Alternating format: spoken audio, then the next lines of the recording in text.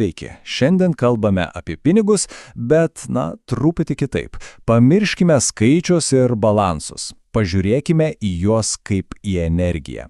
Remdamiesi karmos meistro ir reiki mokytojo įžvalgomis, aiškinsime, kas iš tiesų lemia tą pinigų tėkmė į mūsų gyvenimą.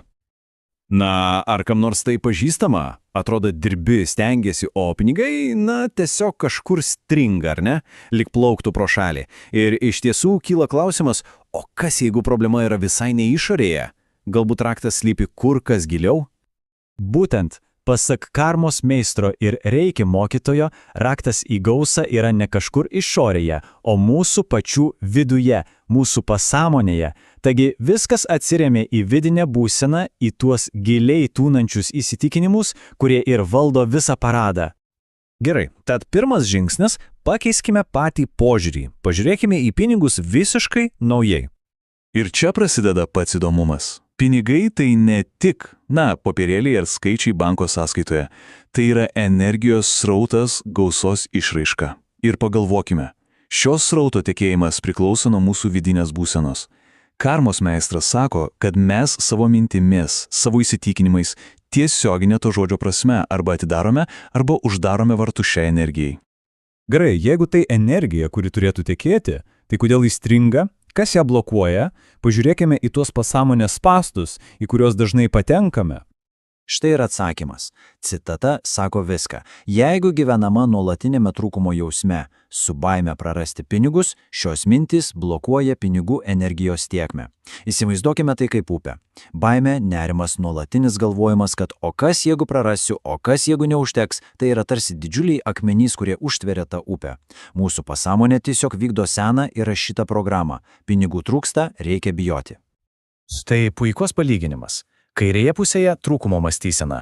Pinigus uždirbti sunku, man niekada neužtenka, pažįstamos frazės, tiesa?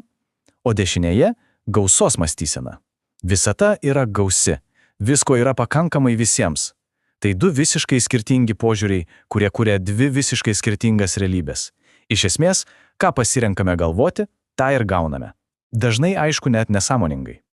Gerai, pakankamai apie problemas. Koksgi sprendimas, kaip išlipti iš tos trūkumo duobės ir atverti duris gausai? Pažiūrėkime į konkrečius žingsnius. Karmos meistras siūlo 3 labai aiškius žingsnius. Pirmas – tiesiog stebėti savo mintis.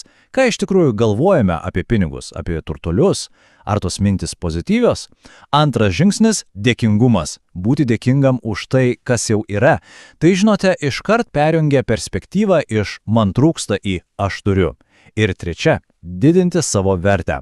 Harmonizuoti save, nes augant vidiniai vertei auga ir išorinė gerovė. Viskas susiję.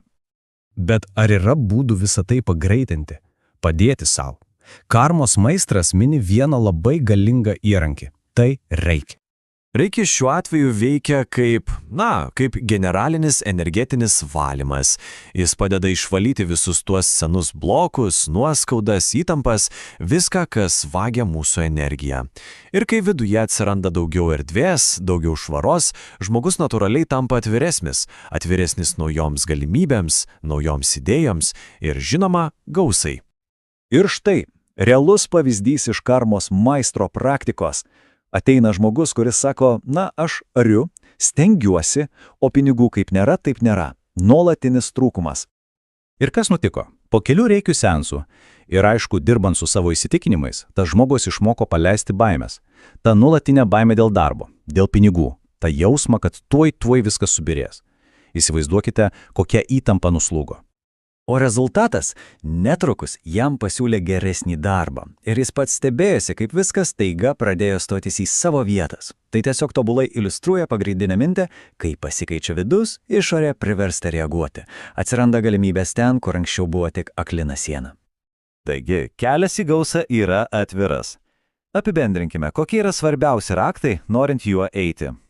Svarbiausia – tikėti, kad visatos gausa priklauso ir mums.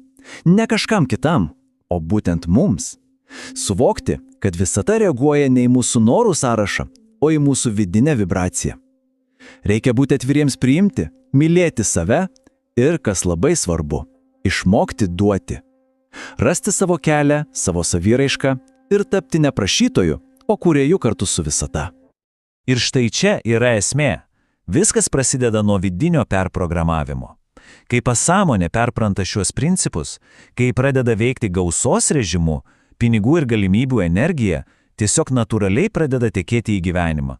Ne todėl, kad jos vaikomės, o todėl, kad tampame jai atviri. Apsilankykite energetiniai ar karminiai diagnostikai, reiki seansui, meditacijai ar mokymams pas Virginijų.